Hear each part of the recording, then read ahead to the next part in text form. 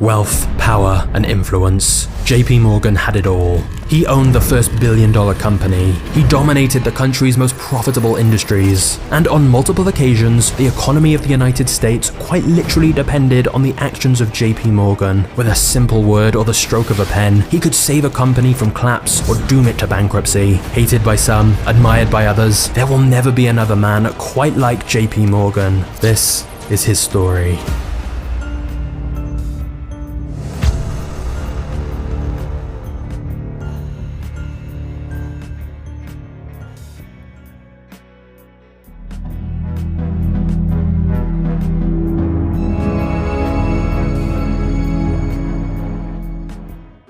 John Pierpont Morgan was born in Connecticut in 1837 into privileged circumstances. John's father, Junior Spencer Morgan, was already a wealthy banker, and he ensured that John had the best education that money could buy, since he wanted John to follow in his footsteps as a financier. However, despite being born into wealth, John's childhood was bleak.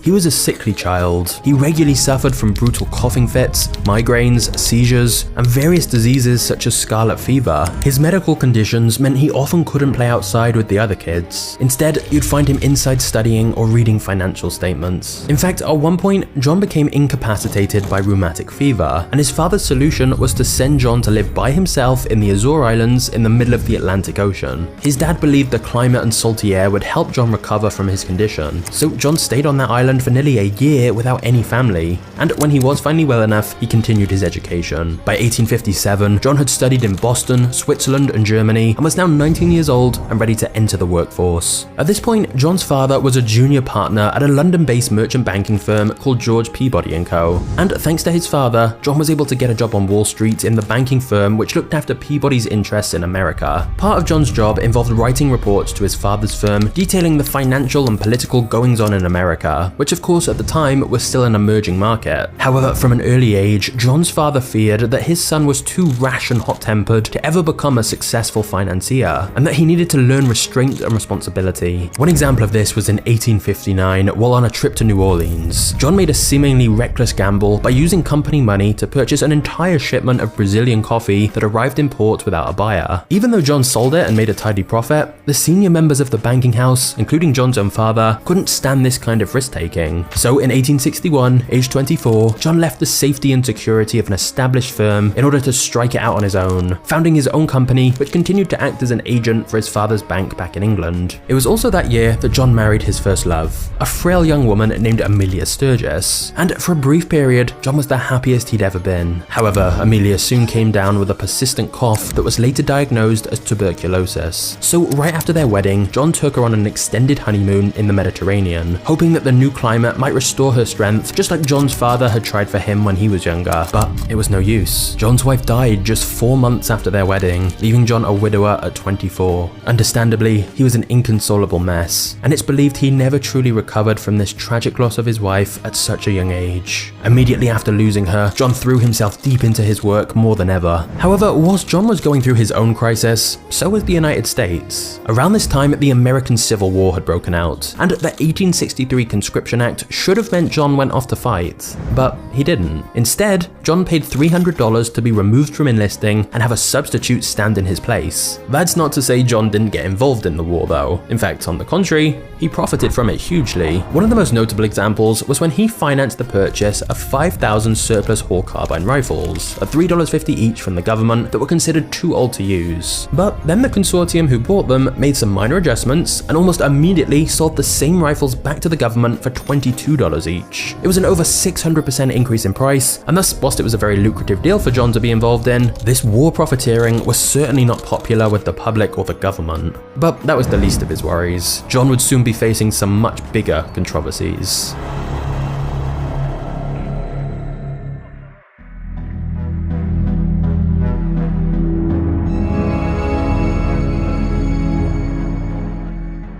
In 1871, John saw the golden opportunity to team up with one of the leading financiers in the country, a banker named Anthony Drexel. Together, they founded the Drexel, Morgan & Co. private merchant banking house, which was later renamed to simply JP Morgan & Co. And this would be the firm that John would manage for the rest of his life, serving as the precursor to the modern banking titan we know today as JP Morgan Chase. Now, early in John's career, he'd mostly just been a facilitator of deals, like connecting wealthy investors and visionaries together in exchange for a cut of the profits. But as John amassed a bigger personal fortune and reputation, he was able to finance many of these projects on his own, and John had already identified his first major investment, the American railroad system. Now, at the time, most of the other big industries were dominated by one single magnate, like Carnegie dominated in steel and Rockefeller dominated in oil. But the railroads weren't monopolized. Actually, it was the opposite. There were so many competing companies that offered very similar routes that they often slashed their prices to try and win customers. But whereas most looked at the railroad business and saw fierce competition, John saw opportunity. He felt the answer was consolidation, merging railroads together rather than competing. That's because John knew that the bigger a business got, the more it could benefit from economies of scale. So John's goal was always to turn multiple small companies into one unified conglomerate. Suddenly, rather than competing against each other and driving down prices, they could set whatever prices they wanted, as they owned all the nearby railroads. So John invested heavily in multiple railroads, which he began consolidating. He'd take over underfinanced railroad companies, streamline their management and operational efficiency, and merge the small companies together into one dominant player that could crush any remaining competitors, which of course he'd then be able to take over as well. John used this tactic to such great effect that it was even named after him, becoming known as Morganization. But the other thing John did differently to other businessmen and investors of the time was that he played a very proactive role in the corporate management of these companies. John wasn't content with simply buying shares, then sitting back and raking in the profits. He was a man who craved control. John needed to be the one calling the shots, so he regularly used his influential position on the boards of directors to direct the company as he saw fit. He often reshuffled the leaderships of all these different railway companies to his liking and assembled them into monopolies, with himself at the head of the table, of course. When railroads came to him for help, he'd refuse unless he was given full control. This not only gave John the power he wanted, but also created a more stable industry, which in turn attracted even more investments. Money from Europe flowed into US railway companies now that it looked more consolidated and stable thanks to John, and this of course made John even wealthier. John kept acquiring more rail lines and constantly wanted to outdo his previous achievements and be more ambitious. For example, he purchased 250,000 shares of stock from William Vanderbilt in one of the most prominent railways in the country, the New York Central Railroad.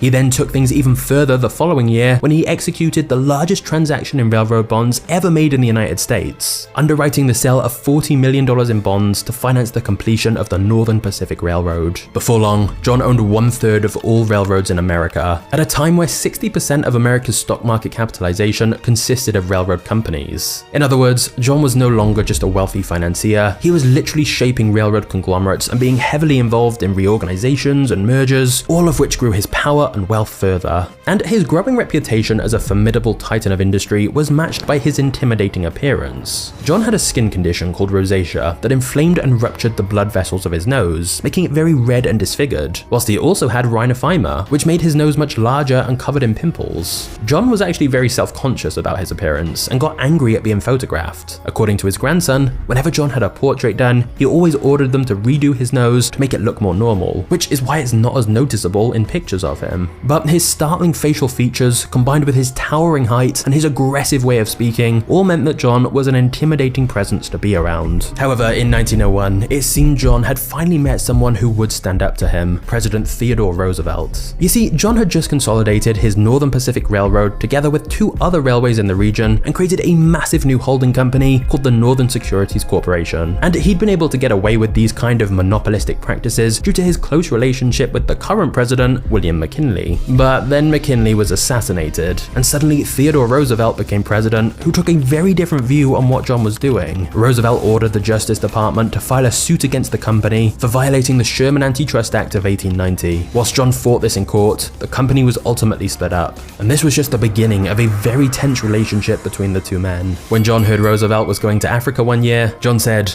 "Good. I hope the first lion that meets him does his duty." For John though, this was merely a small setback. He was already planning something much crazier.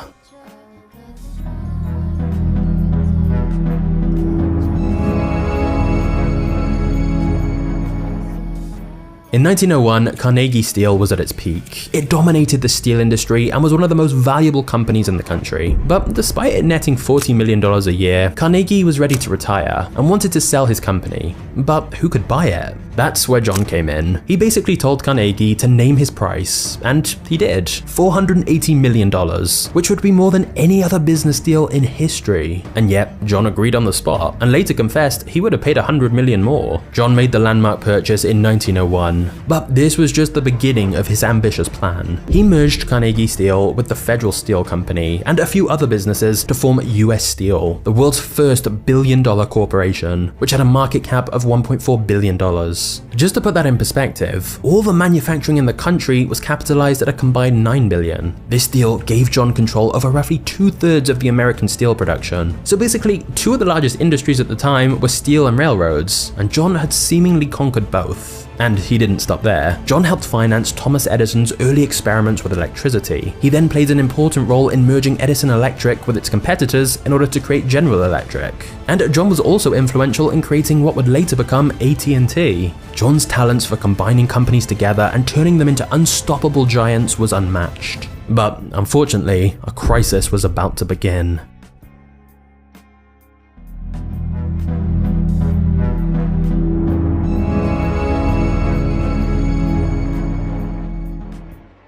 In 1893, the United States was facing a depression the likes of which it had never seen before. After several decades of continued growth and unchecked investments, the bubble burst, and the American economy was plunged into chaos. Stocks plummeted, losing almost half their value, thousands of businesses closed their doors forever, hundreds of banks went bankrupt, and unemployment rates skyrocketed throughout the country. The crisis scared off foreign investors, who cashed in their American bonds in exchange for gold, slowly but surely depleting the US reserves. Since at the time, the dollar was still tied to the gold standard, meaning anyone could convert their paper money into physical gold, and thus had more confidence their paper money was actually worth something. As a result, the American government always kept at least $100 million worth of gold bullion on hand to back the dollar. But by 1895, most of that gold was gone, and the dollar's value was in a sharp decline. At its lowest, the government had no more than $9 million worth of gold reserves, which meant that it was in danger of defaulting on its loans at any moment. And of course, this run on gold just spread more panic, having a domino effect where more investors pulled their money out of the US and depleted the reserves even further. The US didn't have a central bank at the time to rescue them, and the situation was extremely dire. President Cleveland understood this was a crossroads moment for America that would forever alter its course. The traditional strategy of simply selling more bonds to the American people wouldn't work fast enough. John knew this was the time for drastic and immediate action, so he traveled to Washington to meet the president and lay out his game plan in order to bring America back from the brink of an economic disaster. John's audacious scheme was to form a private syndicate consisting of the most prominent bankers in the country, who would work together with foreign investors to shore up America's gold reserves. His syndicate offered to purchase $65 million worth of 30-year gold bonds using 3.5 million ounces of gold. Thanks to an old Civil War statute, President Cleveland could agree to the deal right then and there without having to wait for approval from Congress. Once Cleveland signed the agreement, John wired his men in New York and told them to act, and in only 22 minutes, they bought out all the gold bonds. John's decisive actions had an immediate calming effect on the volatile financial market and restored faith in the economy.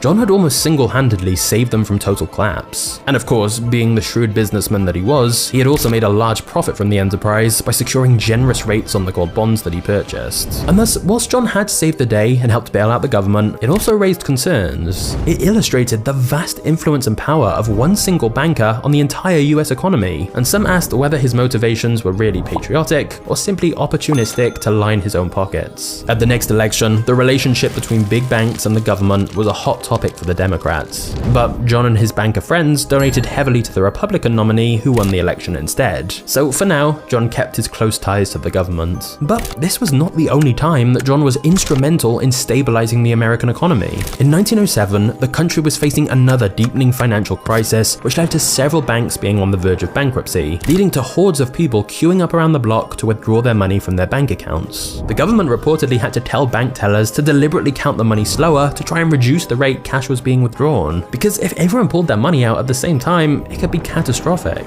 By this point, Roosevelt was the president, and as we already know, he certainly did not see eye to eye with John on most things. But the crisis of 1907 was so dire that they both agreed it would be in America's best interest if the government and big business worked together to save the country from falling into a depression. So Roosevelt called on JP Morgan to salvage the situation. Once again, John's strategy was to spend a lot of money where it was needed most. He summoned dozens of the leading financiers and leaders of the nation's biggest banks and trusts to join him in his private library on Madison Avenue and decide on the best course of action. John's plan was essentially for them to invest in their smaller competitors. John concluded that although some banks would inevitably fail, others could still be saved. So he and his associates deposited giant sums of money in a number of banks so that they would be able to pay their depositors and avoid declaring bankruptcy. After revealing his plan, John then locked the door while the bankers negotiated amongst themselves, literally locking them in until they agreed on a resolution. By the morning, everyone had agreed with John's plan, and with Roosevelt's approval, the US Treasury also contributed $25 million, showing the level of trust and respect the president had for John's business sense. What's remarkable is that John was 70 years old at this point and negotiated all of this whilst having a terrible cold, meaning he was constantly coughing and sneezing while saving the US economy. But his plan ultimately worked. Lots of capital was injected back into the economy, public confidence was restored in America's banking system, and yet another economic disaster was averted thanks to John's wheelings and dealings. But whilst he was once again briefly labeled as a hero, almost immediately people began to realize just how dependent they had become on one single man. Something needed to change. Now, so far we've heard how JP Morgan revolutionized the railroads, which changed the way people transported goods. But what about right now? With so many different shipping services available these days, how do you know where to get the best deal? That's where our video sponsor ShipStation comes in. They make it easy to compare prices and delivery times from different carriers, and even help you get huge discounts, like up to 84% off USPS and UPS rates. Normally, it's only the big companies that can benefit from economies of scale like this, but thanks to ShipStation, e-commerce businesses of any size can get the best shipping deals too. Plus, ShipStation saves you so much time. It effortlessly integrates everywhere you sell online, including Amazon, Etsy, eBay, Shopify, and more. That way, you can manage every order from one simple dashboard, as well as automate routine shipping tasks and print shipping labels. And as if that wasn't enough, if you use my link below, you'll get 2 months completely free. So keep growing your business all year long with ShipStation. Go to shipstation.com/magnates today and sign up for your free 60-day trial. That's shipstation.com/magnates.